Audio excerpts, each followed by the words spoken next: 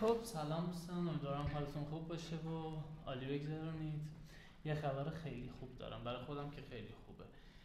پادکست معماری خوب و معماری برای همه رو احتمالاً حضور ذهن دارید. ماها تو حوزه معماری و فضای اجتماعی، تو حوزه معماری مقرون به صرفه و همه المانایی که حوزه معماری خوب داره روش کار میکنه محتوا منتشر میکرد.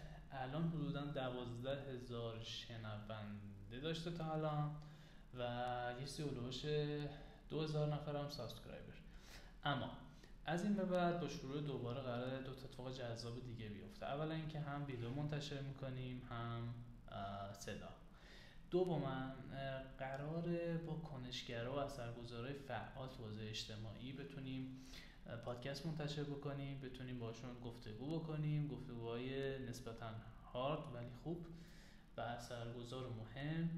و موضوع مهمتر این که بحث کارآفرینی اجتماعی که من مدت‌ها توی فضای اینستاگرام و فضاهای دیگه در موردش صحبت کردم قراره بهش خیلی بپردازیم. از نوآوران اجتماعی دعوت می‌کنیم صحبت بکنن، از کارآفرینای اجتماعی و ضبطش یه جورایی به معماری و شهرسازی و این کمک میکنه به همه ما برای اینکه بدونیم تو این فضای اجتماعی امروز جامعه 2024 چیکار باید بکنیم.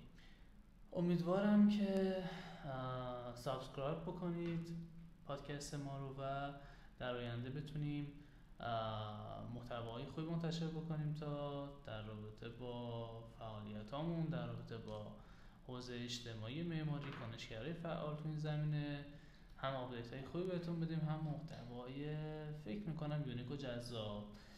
مرسی.